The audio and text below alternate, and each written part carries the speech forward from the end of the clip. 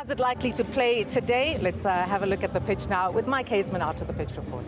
Okay, thanks very much. I'm going to look at the pitch a little bit later. First of all, I got a really nice opportunity to have a bit of a chat to the player of the match on day one, Dane Paterson, alongside me. Dane, first of all, congratulations. 20 days ago, you took your first fifer in Test match cricket in Kapaka against Sri Lanka. Here we are again. You woke up to another fifer, a better fifer, 5 for 61. That must have been nice this morning, have that feeling? Morning, AZ. Yeah, it's a good feeling. Like I say, you think, oh, he's taken a one Test fifer, but to take a second one, I think I said yesterday it's quite special.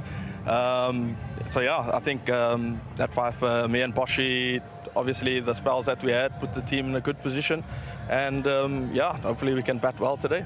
Okay, so let's just have a look at some of the wickets. The two early wickets you took yesterday. I want you to talk through that. The first one was Simon Ayab. Brilliant delivery.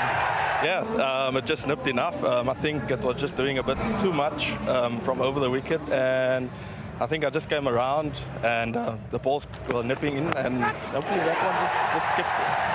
And Babar Azam, it's a huge wicket when you get him out as well. I mean, you got the two key players out for Pakistan. Yeah, I think that was also, I think just pushed out a wide one there, but I think then again, the lines that we were bowling, I think we just kept it a bit straight, and I think that one just nipped away a bit late, because I think the first session, first spell, I just think I tried to swing the ball, and I think predominantly at the I felt you just need to hit the deck. Righto, so talk about hitting the deck. We're going to now have a look. We're just going to go and look at the length where you hit. We've actually got, we're going to actually put some balls here, and just so we can see exactly the areas where you were hitting.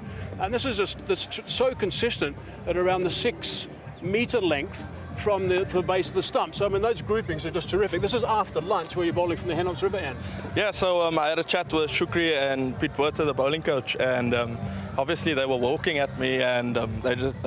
Shuk just said, just put your ego in your pocket and just try and bring your length back, because if they're standing outside the crease, it's just an opportunity for you to bring your length back. And I think obviously I'm a short, stocky guy, so I don't have the blessing of getting the bounce and all that. So yeah, so I think just the second spell that I had was just hitting the deck. And I think it's done a lot. 60% of a good length, getting some nibble. You weren't scared to bowl the odd short delivery? No, I think I had to bowl the odd short delivery because they were walking at me. So yeah, I just had to mix it up a bit, because obviously, like I say, they were walking at me. They were standing miles out their crease for me. So yeah, I think I just had to improvise a bit from my side and just not be monotonous and doing the same thing, hitting the length. And so yeah, just mixing it up, making them think a bit or two. You mentioned standing out of the crease. We've got some footage now of Mohammad Rizwan where he's standing well outside the crease. Now, first of all, how does that work? You get a message from someone side on to let you know how far out he is, and you adjust? Yeah, so from a point, Ryan Rickleton and Tony DeZorzi, they are my messengers. Right. So they would always give me a whistle and saying they are standing outside the crease, but I think I can also, I can see they're standing, but I can't get the depth, so they will just say that they're standing this side or they're standing a bit out. But yeah, I think they're my messengers, and they would just whistle and say they're standing so far out the crease. The adjustment worked perfectly because you couldn't get after, and you were still nibbling from a little bit further. But the one thing that you were getting, and quite a few of the South African bowlers were getting, was a bit of variable bounce. Now, that was quite interesting on day one. We've got a package here also if you'd look at. I mean, some of these deliveries climbed from a good length. So obviously, it's weird to get variable bounce on day one here at SuperSport Park, but I think the way they prepared the wicket, I think it was under a marquee tent, so that probably just dried it out a bit. Obviously, as you can see, there's a bit of cracks.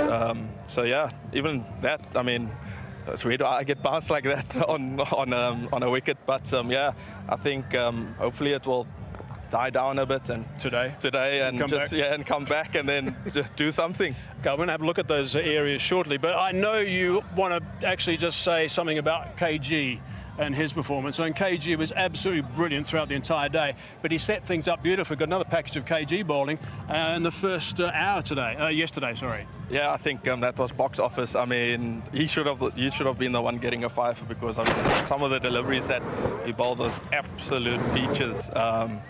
But I think the positive thing about KG is he just kept his head high and just kept on running in for the team.